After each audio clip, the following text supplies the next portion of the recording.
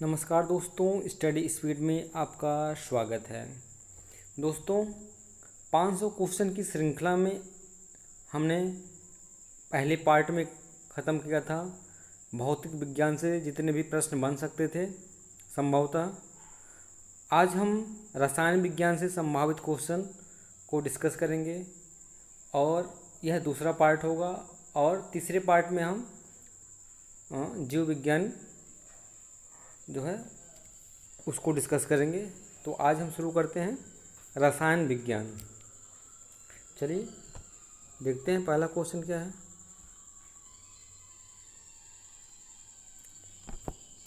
पहला है, कौन सा पदार्थ प्रकृति में तीनों अवस्थाओं में पाया जाता है जो ठोस, द्रव एवं गैस में हो।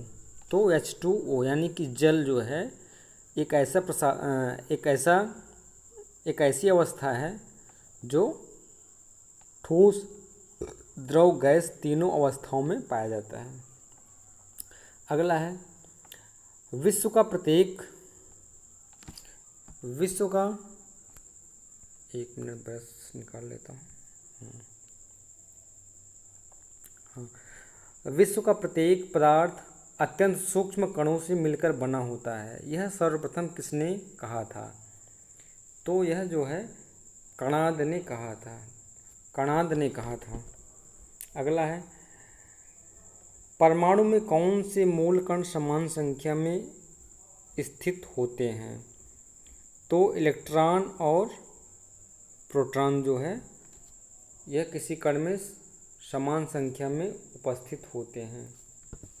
अगला है, सबसे पहले इलेक्ट्रॉन के आवेश का सफलतापूर्वक निर्धारण किसने किया था? तो इसमें आपका हो जाएगा मिलिकन ने किया था। अगला है, रदरफोर्ड के परीक्षण ने किसकी मौजूदगी को सिद्ध किया था? तो परमाणुओं में न्यूक्लियस। अगला है, इलेक्ट्रॉन की तरंग प्रकृति की खोज सर्वप्रथम किसने की थी? तो आपका उत्तर हो जाएगा डी ब्रोगली। अगला है, डाल्टन के परमाणु सिद्धांत के अनुसार कौन सा सबसे छोटा कण स्वतंत्र रूप से रह सकता है? तो वह आपका उत्तर हो जाएगा परमाणु। अगला है, किस न्यूक्लियर कण में कोई द्रव्यमान और कोई आवेश नहीं होता किंतु प्रचक्रण होता है? तो आपका उत्तर हो जाएगा न्यूट्रॉनो। अगला है, जिस तत्व के परमाणु में 2 प्रोटॉन और 2 न्यूट्रॉन और 2 इलेक्ट्रॉन हो उस तत्व का द्रव्यमान संख्या कितना होता है? तो 4 होता है द्रव्यमान संख्या। यानी कि जिस तत्व में या परमाणु में 2 प्रोटॉन, 2 इलेक्ट्रॉन और 2 न्यूट्रॉन होते हैं तो उसका द्रव्यमान संख्या जो है 4 हो जाएगा, यानी कि 4 हो जाएगा। अगला है, आणविक कक्षा का अभिन्यास किससे नियंत्रित होता है? तो आपका उत्तर हो जाएगा चुंबकीय क्वांटम संख्या। अगला है, एकतः आयनित कार्बन परमाणु के नाभिक में क्या होता है? तो आपका उत्तर हो जाएगा 6 प्रोटॉन और 6 न्यूट्रॉन। अगला है, 2 इलेक्ट्रॉन एक ही कक्षा में होते हैं तो उनमें क्या पाया जाता है? तो आपका उत्तर हो जाएगा विपरीत चक्रण। अगला है, कार्बन का परमाणु क्रमांक 6 तथा परमाणु भार 12 है। इसके नाभिक में कितने प्रोटॉन होते हैं? तो आपका उत्तर हो जाएगा 6। अगला है,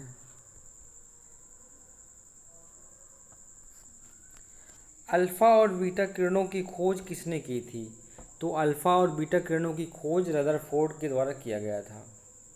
नाभिक से निकलने वाले विकिरणों में किसकी वेधन क्षमता सर्वाधिक होती है? गामा किरणों की। दोस्तों, यह वीडियो आपको अगर स्लो लग रही हो तो आप चाहें तो अपने मोबाइल में स्पीड घटा या बढ़ा सकते हैं। अगला क्वेश्चन है, नाभिक से निकलने वाले विकिरणों में किसकी वेधन क्षमता सर्वाधिक होती है? तो गामा किरणों की वेधन क्षमता सर्वाधिक होती है।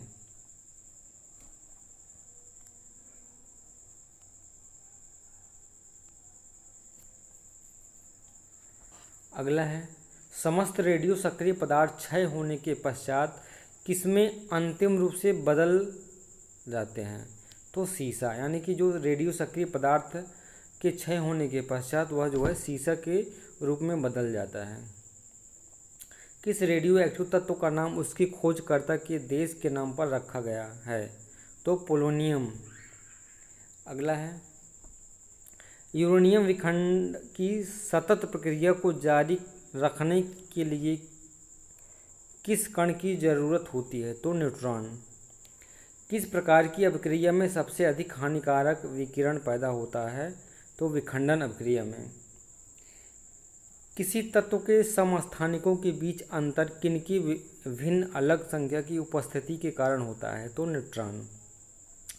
चट्टानों की आयु ज्ञात करने के लिए रेडियो एक्टिव आयु अंकन में किस समस्थानिक का उपयोग किया जाता है? तो आपका उत्तर हो जाएगा यूरेनियम।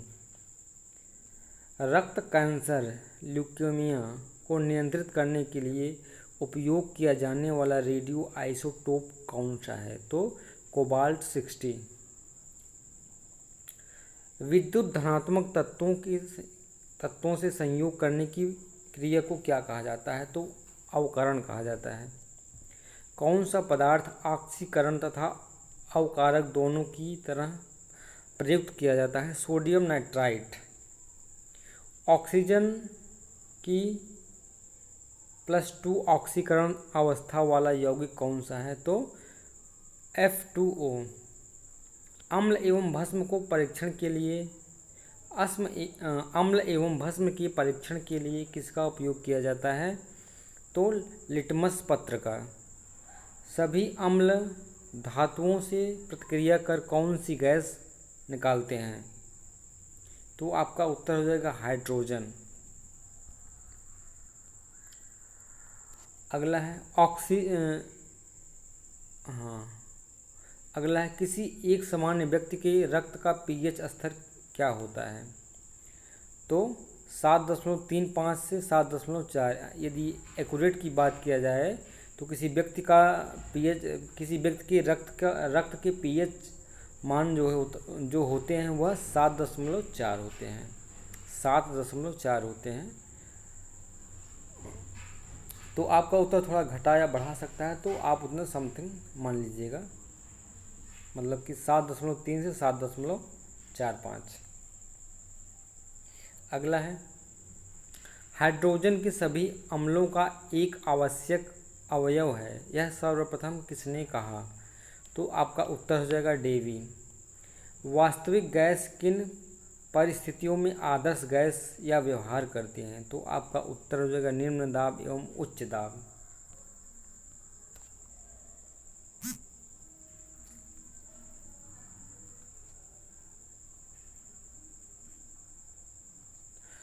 अगला हो जाएगा आपका, किसी गैस का अणुभार उसके वाष्पन घनत्व का कितना होता है? तो उत्तर हो जाएगा दुगुना।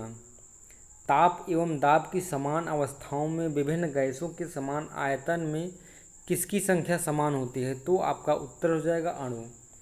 सल्फ्यूरिक अम्ल के निर्माण विधि में पीटी उत्प्रेरक कौन सा पदार्थ विष का कार्य करता है? तो आपका उत्तर हो जाएगा आर्सेनिक सल्फाइड।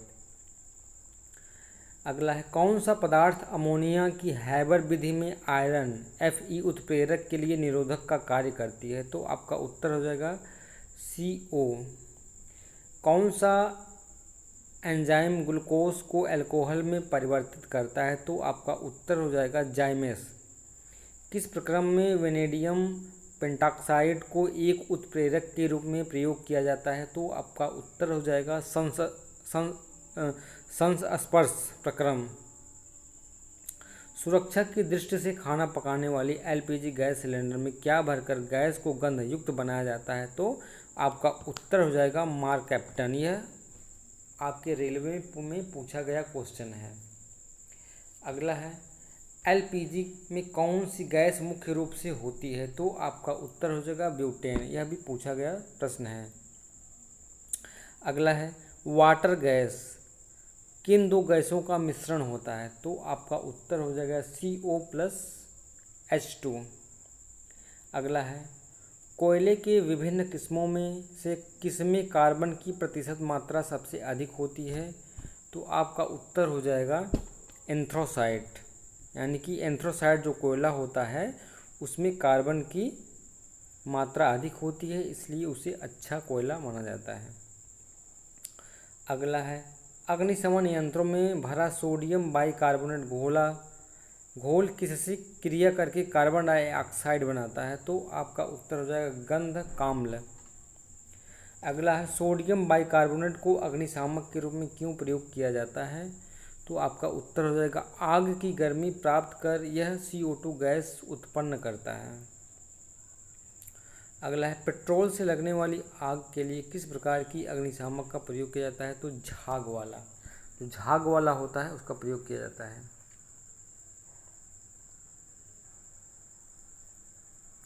अगला है, किस वैज्ञानिक ने सर्वप्रथम आवर्त सारणी का निर्माण किया था? तो आपका उत्तर हो जाएगा मेंडलीफ। अगर हम आवर्त सारणी के निर्माण की बात करेंगे तो मेंडलीफ हो जाएगा। यदि आधुनिक आवर्त नियम का प्रतिपादन किसने किया था यह पूछा जाए तो आपका उत्तर हो जाएगा मोजले या मोसले। किस एक पर आधुनिक आवर्त सारणी आधारित है? तो परमाणु संख्या पर जो है आधारित है। अगला है, NaOH सूत्र वाले रासायनिक यौगिक का सामान्य नाम क्या है? तो आपका उत्तर हो जाएगा कास्टिक सोडा। NaOH को कास्टिक सोडा कहते हैं। अगला है, रक्त कोशों में मनुष्य का रक्त किस रसायन के साथ मिलकर रखा जाता है? तो आपका उत्तर हो जाएगा सोडियम नाइट्रेट व डेक्सट्रेट। मैग्नीशियम धातु का निष्कर्षण मुख्यतः किस अयस्क से किया जाता है? तो आपका उत्तर हो जाएगा कार्नालाइट। आपका उत्तर हो जाएगा कार्नालाइट। अगला है, एल्युमिनियम किसमें घुले हुए शुद्ध Al2O3 के वैद्युत अपघटन द्वारा प्राप्त किया जाता है? तो आपका उत्तर हो जाएगा क्रायोलाइट।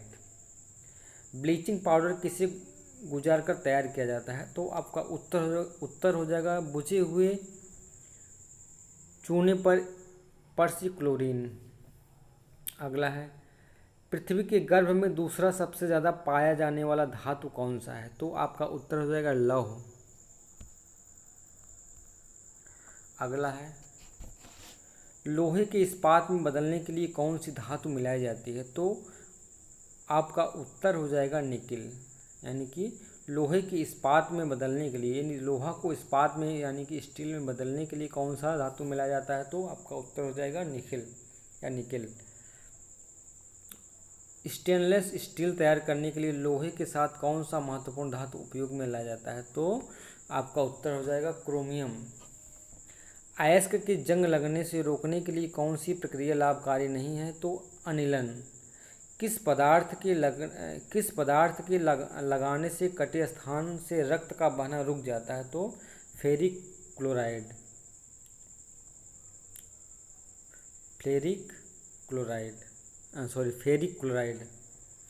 हरा थोथा और या हरा कासीस किस रासायनिक पदार्थ का प्रचलित नाम है? तो आपका उत्तर हो जाएगा फेरस सल्फेट।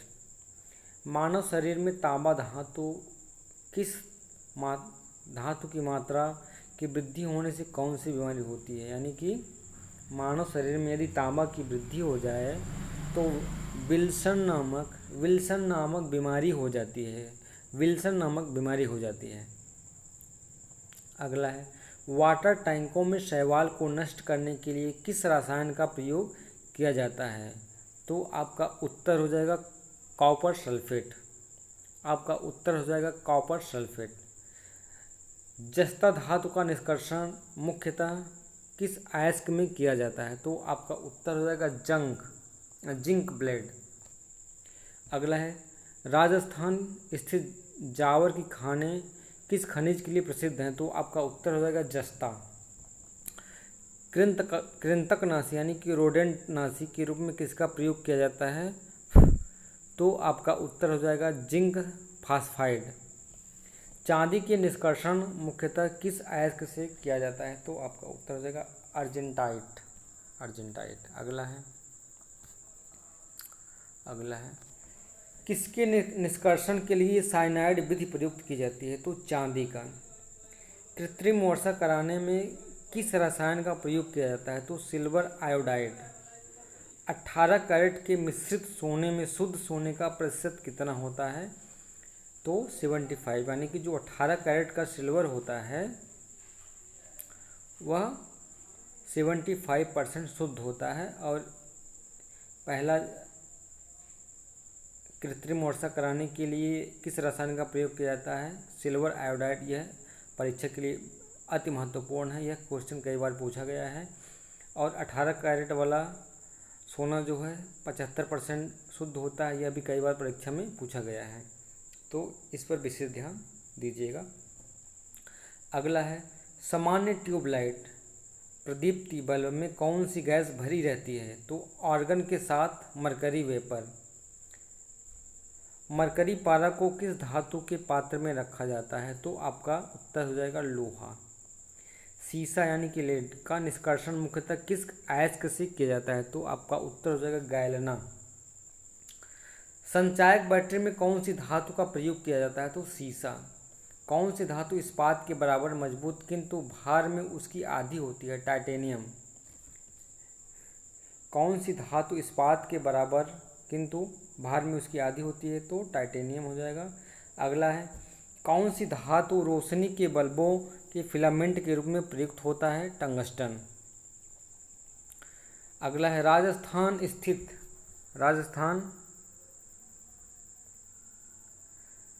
स्थित डेगाना किसके उत्पादन के लिए प्रसिद्ध होता है? तो आपका उत्तर हो जाएगा टंगस्टन। कौन सी धातु किस धातु का गलनांक इतना कम है कि वह हाथ में भी पिघल जाता है? तो आपका उत्तर हो जाएगा गैलियम। गैलियम इसका गलनांक इतना कम है कि वह हाथ में भी छूने से पिघल जाएगा। अगला है किस धातु का गलनांक अगला है कौन सी धातु अर्धचालक की भांति ट्रांजिस्टर में प्रयुक्त होती है? तो आपका उत्तर हो जाएगा जर्मेनियम। नाभिकीय रिएक्टरों में न्यूट्रॉन नियंत्रक के रूप में प्रयोग किया जाता है? तो आपका उत्तर हो जाएगा कैडमियम या बोरान। कौन सा तत्व स्टील में संरक्षण प्रतिरोध उत्पन्न करता है? तो आपका उत्तर हो जाएगा निकेल।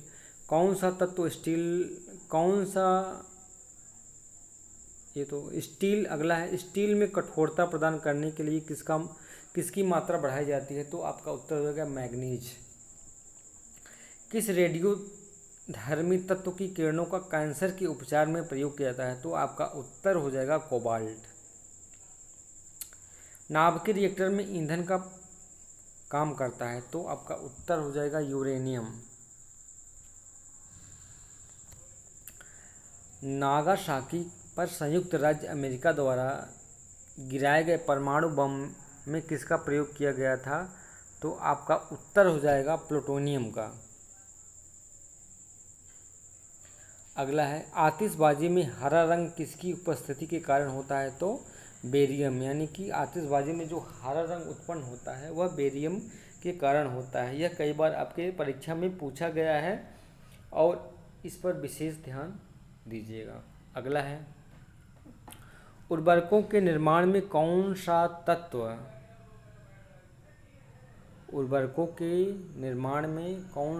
तत्व प्रयोग में लाया जाता है? तो आपका उत्तर हो जाएगा पोटेशियम।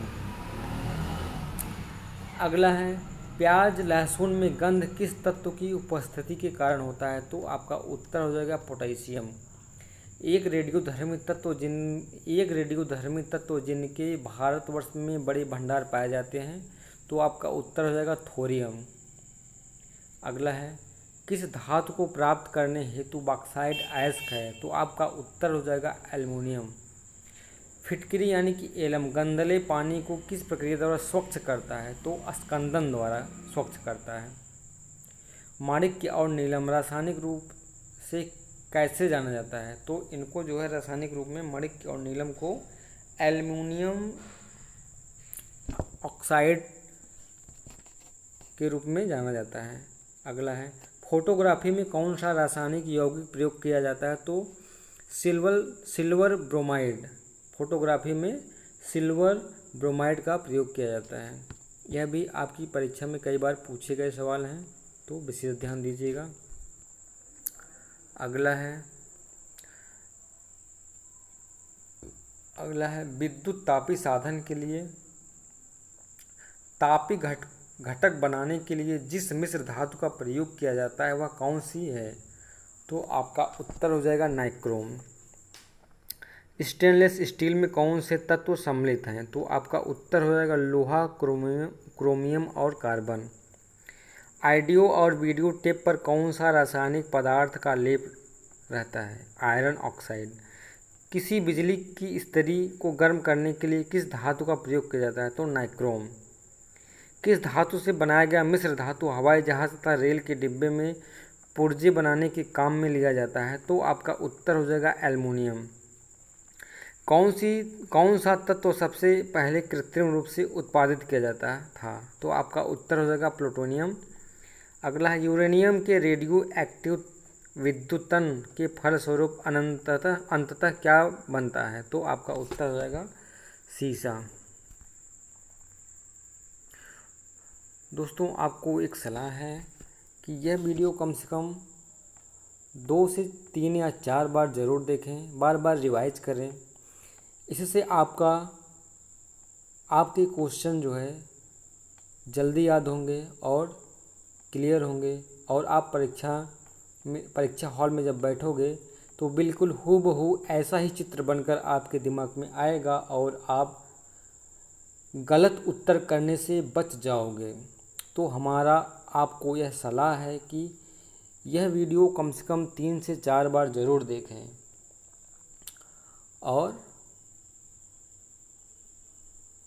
उम्मीद करता हूं कि आपका क्वेश्चन गलत या आप क्वेश्चन गलत करने से बच सकते हैं। तो हमारा यह सलाह है कि ज़रूर देखें। बाकी जीवन है आपका, मर्जी है आपकी। तो चलिए आगे देखता हूं। अगला क्वेश्चन है, पीतल किसकी मौजूदगी में निरंतर रहने से वायु में रंगहीन हो जाते हैं? तो आपका उत्तर है हाइड्रोजन सल्फाइड। अगला है, मणि का लाल रंग किसकी मौजूदगी के कारण होता है? तो क्रोमियम ऑक्साइड के कारण होता है। पायरेक्स कांच को अधिक सामर्थ्य बनाने के लिए क्या उत्तरदायी है? तो आपका उत्तर हो जाएगा बोरेक्स। अगला है, कांच प्रबलित प्लास्टिक बनाने के लिए किस प्रकार के कांच का प्रयोग किया जाता है? तो आपका उत्तर हो जाएगा पायरेक्स कांच। अगला है, फोटोक्रोमेटिक कांच में किसकी उपस्थिति के कारण काला रंग गहरा रंग होने का गुणधर्म होता है? तो आपका उत्तर हो जाएगा रजत ब्रोमाइड। अगला है, किस तत्व को रसायन विज्ञान में आवारा तत्व की संज्ञा दी गई है? तो आपका उत्तर हो जाएगा हाइड्रोजन। अगला है, कौन सा तत्व ब्रह्मांड में सर्वाधिक मात्रा में उपलब्ध है? तो आपका उत्तर हो जाएगा हाइड्रोजन। सामान्यतः निम्न में से किसे भविष्य का ईंधन कहा जाता है? तो हाइड्रोजन को ही भविष्य का ईंधन कहा जाता है, और जो कि सबसे ज़्यादा हमारे ब्रह्मांड में हाइड्रोजन पाया जाता है। सूर्य में भी हाइड्रोजन अधिक पाया जाता है। वनस्पति घी के निर्माण में कौन सी गैस प्रयुक्त होती है? तो आपका हाइड्रोजन ही प्रयुक्त होती है। अगला है, खाना पकाने के लिए तेल को किस प्रक्रिया द्वारा वनस्पति घी में परिवर्तित किया जा सकता है? तो हाइड्रोजनीकरण द्वारा जो है वनस्पति घी में परिवर्तित किया जा सकता है। अगला है, जल एक अच्छा विलायक है, यह किसके उच्च होने के कारण है? तो आपका उत्तर हो जाएगा जल का परावैद्युत स्थिरांक। अगला है, विश्व के लगभग कितने प्रतिशत भूभाग पर जल है? तो आपका उत्तर हो जाएगा 71%, यानी कि 71% जल है। अगला है, समुद्री जल में शुद्ध जल किस प्रक्रिया द्वारा प्राप्त किया जा सकता है? तो आशवन विधि द्वारा। अगला है, नाभिकीय रिएक्टर में भारी जल का क्या कार्य है? तो नाभिकीय रिएक्टर में न्यूट्रॉनों की गति को कम करना जो है भारी जल का कार्य है। अगला है, हाइड्रोजन के साथ सबसे अधिक यौगिक किस तत्व द्वारा बनाए जाते हैं? तो आपका उत्तर हो जाएगा कार्बन द्वारा। अगला है, भारी मशीनों में स्नेहक के रूप में किस पदार्थ का प्रयोग किया जाता है? तो आपका उत्तर है ग्रेफाइट द्वारा। हीरे का जवाहरात के रूप में हीरे का जवाहरात के रूप में उपयोग उसके किस गुणधर्म पर निर्भर करता है? तो अपवर्तनांक। किसकी उपस्थिति के कारण चूने का पानी वायु में रखने पर दूधिया हो जाता है? तो आपका उत्तर हो जाएगा कार्बन डाइऑक्साइड। अगला है, बियर को भंडारित करने से पहले उसमें कौन सी गैस मिलाई जाती है? तो आपका उत्तर हो जाएगा CO2। मृदु पेयों में दाब के अंतर्गत गैसों में से कौन उपस्थित रहता है? तो CO2। अगला, गैसों के निम्न समूहों में कौन सा हरित घर प्रभाव में योगदान करता है? तो कार्बन मोनोऑक्साइड। ट्रांजिस्टर बनाने में आमतौर पर किसका इस्तेमाल किया जाता है? तो सिलिकॉन का। विभिन्न प्रकार के कांच के निर्माण में प्रयुक्त होने वाला मुख्य घटक कौन सा है? सिलिकॉन। अगला है, विभिन्न प्रकार फ्लैश बल्बों में किसके वायुमंडल में मैग्नीशियम का तार रखा जाता है? तो आपका उत्तर हो जाएगा नाइट्रोजन। अगला है, बढ़ते हुए पौधों को किस तत्व की सबसे अधिक मात्रा में आवश्यकता होती है? तो आपका उत्तर हो जाएगा नाइट्रोजन। अगला है, आकाश में बिजली चमकने पर कौन सी गैस उत्पन्न आकाश में बिजली चमकने पर कौन सी गैस उत्पन्न होती है? तो आपका उत्तर हो जाएगा NO। अगला है, प्रकाश रासायनिक धूम कोहरे बनाने के समय निम्न में से कौन सी गैस उत्पन्न होती है? तो नाइट्रोजन ऑक्साइड। हैबर विधि द्वारा अमोनिया के उत्पादन में किस उत्प्रेरक कैटलिस्ट का उपयोग किया जाता है? तो आपका उत्तर हो जाएगा लोहा। गोताखोर सांस लेने के लिए किन गैसों के मिश्रण का प्रयोग करते हैं? तो आपका उत्तर हो जाएगा ऑक्सीजन तथा हीलियम।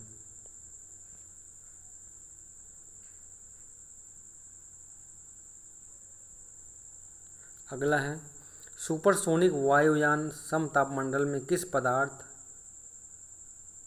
विसर्जित करते हैं? NOx। वायुमंडल में कौन सी गैस पराबैंगनी किरणों का अवशोषण कर लेती है? तो आपका उत्तर हो जाएगा ओजोन। पृथ्वी की सतह के ऊपर ओजोन परत किससे बचाव प्रदान करती है? तो आपका उत्तर हो जाएगा पराबैंगनी किरणों से। गंधक के किन परमाणु आपस में जुड़कर गंधक की वलय जैसी संरचना बनाते हैं? तो आपका उत्तर हो जाएगा 8।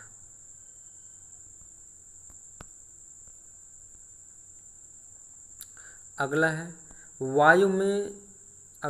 वायु में किसकी अधिकता होने पर पेड़ों की पत्तियां काली होकर गिर जाती हैं? तो आपका उत्तर हो जाएगा SO2। अगला है, शर्करा और सल्फ्यूरिक अम्ल की अपक्रिया में कौन सा शुद्ध रूप में प्राप्त होता है? तो आपका उत्तर हो जाएगा कार्बन। कौन सा हैलोजन तत्व जिनॉन के साथ मिलकर अधिकतम यौगिक बनाता है? तो आपका उत्तर हो जाएगा फ्लोरीन। किस हैलोजन सदस्य का उपयोग कीटाणुनाशक के रूप में होता है? तो आपका उत्तर हो जाएगा क्लोरीन। वायुयान के टायरों में भरने में किस गैस का प्रयोग किया जाता है? तो आपका उत्तर हो जाएगा हीलियम। दोस्तों, यह क्वेश्चन कई बार पूछा गया है, विशेष ध्यान दीजिएगा। अगला है, हीलियम को छोड़कर अन्य सभी अक्रिय गैस की बाएं कक्षा में कितने इलेक्ट्रॉन होते हैं? तो 18 इलेक्ट्रॉन होते हैं। आपका उत्तर हो जाएगा। अगला है, एक विद्युत बल्ब के जीवन को बढ़ाने के लिए सामान्यतः उसे किससे भरा जाता है? तो आपका उत्तर हो जाएगा ऑर्गन से। तो दोस्तों, आज का दूसरा पार्ट यहीं समाप्त होता है और आगे हम पार्ट 3 में जीव विज्ञान डिस्कस करेंगे। और आज 138 क्वेश्चन रसायन विज्ञान का कंप्लीट हो गया है। दोस्तों, उम्मीद करता हूँ यदि आप पार्ट 2 देख रहे हैं तो पार्ट 1 ज़रूर देखें, यदि आप पार्ट 1 देख रहे हैं तो पार्ट 2 ज़रूर देखें और पार्ट 3 ज़रूर देखें। और आपसे एक निवेदन है कि यह वीडियो कम से कम 3 से 4 बार देखें, क्योंकि आप नहीं देख सकते तो कम से कम अपने कान में ईयरफोन लगाकर इसे ज़रूर सुनें, क्योंकि यदि आप 3 से 4 बार सुन लेंगे तो आपके ढेर सारे क्वेश्चन क्लियर हो जाएंगे और आप परीक्षा हॉल में गलती करने से बच सकते हैं। तो जनहित में जारी आप ज़रूर देखें। दोस्तों, आज के लिए बस इतना ही। नमस्कार, धन्यवाद।